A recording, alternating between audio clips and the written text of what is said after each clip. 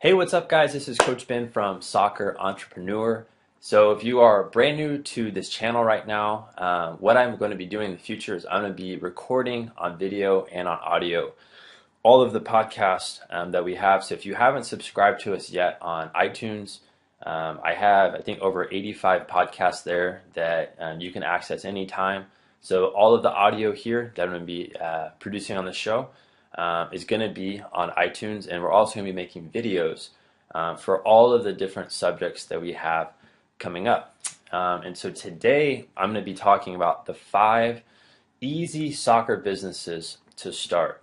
So a lot of times coaches will email me, they'll ask me, they have some ideas and they want to start a private training business or a group training business. So I kind of compiled 5 easy ideas for anybody. If you're a soccer coach and you want to start your own business, here's 5 ideas that I've done personally, and some of the coaches who I'm consulting with right now that they're also doing. So number 1 is private one-on-one training. That to me is probably the most sought after thing that parents want right now. They want their kids to have more attention. That's an exclusive program that you can offer. That's you and one player. So private one-on-one training. That's really what I started with back in 2009. I started training kids just one-on-one. That was the only training I offered back then.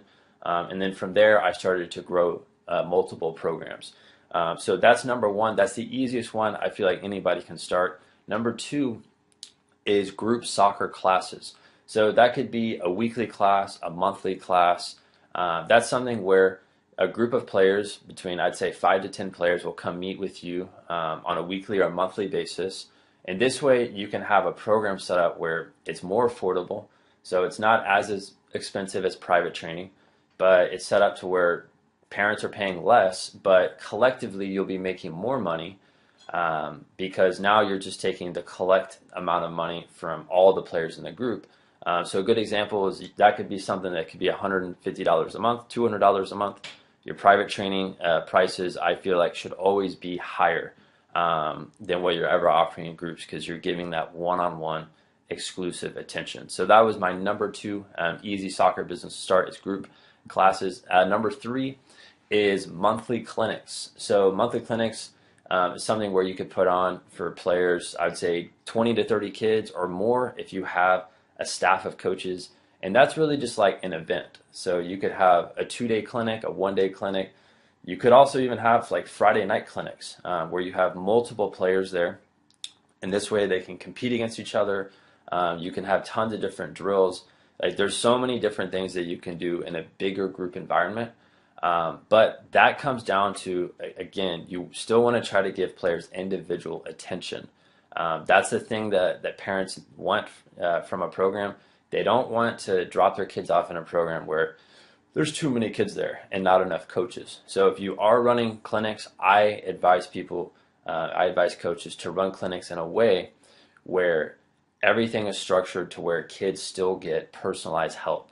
That to me can separate your clinics from all the other competitors out there that don't do it that way. And the ones that don't do it that way, kids, and I know how kids are and I know how parents are, they're not going to be prone to staying in that program long term. So you want to create something that kids come back, parents like it, kids are coming back for the long term, not just for 1 or 2 sessions. All right. The next one, which is my 4th idea, is contracting with club teams to basically contract out your services. And there's a couple guys I'm helping right now who are part of my mastermind that are doing that. And what they do is they look to add value to club soccer organizations in ways that those clubs can't provide. So a couple ideas is you could go in and present yourself to a few clubs in your area or your surrounding areas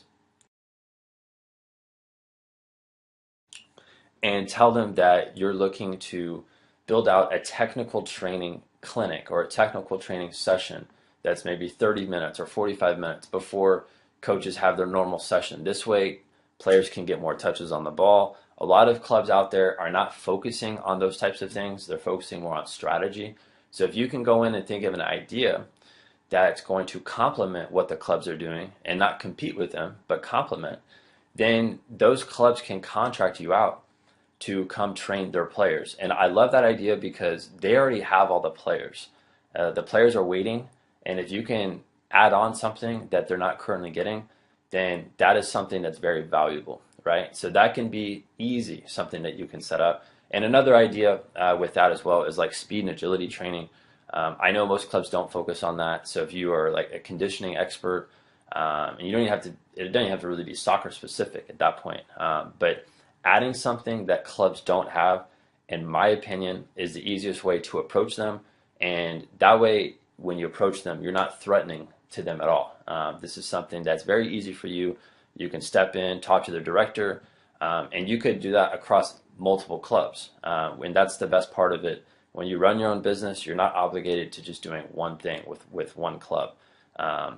And the last idea here, this is idea number 5, is partnering with youth recreational soccer organizations. And to me, this has been kind of like my bread and butter here in Texas, and I've done this for years. And what I'll do is I'll go to a YMCA or any rec soccer program out there. And I know if you just go online, if you Google the city that you live in and you type in, for example, if you live in Chicago, you could type in Chicago recreational soccer programs.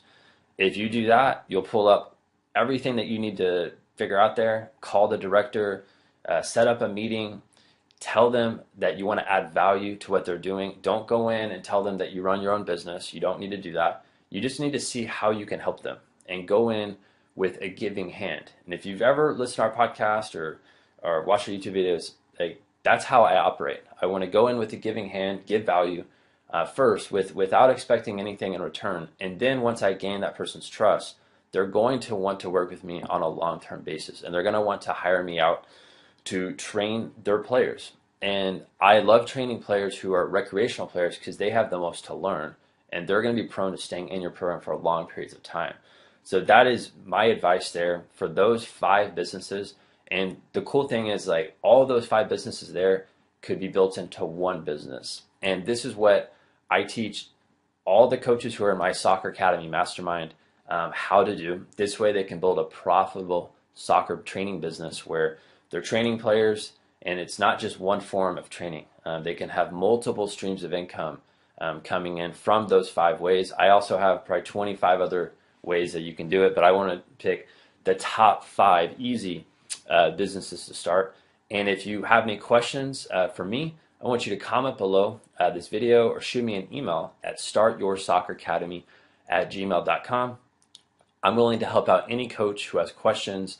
Like I said, I have programs set up for coaches who want to take the next steps. They want to grow their business. They want to scale it to the next level. This is something I've been personally doing for the last 3 years. I've been helping coaches one-on-one personally with their business. So you can just head over to my website. It is www.soccerentrepreneur.com. From there, it's a very simple website. You can see what we have to offer and see how it can help you out. And thanks again for listening. Remember, go to iTunes. Check that out. You can subscribe there. You can get all of the podcasts that we create here on YouTube. And if you're listening on the podcast, go to YouTube and subscribe there. This way you don't miss any videos. All right, guys, thanks again. I'll see you soon.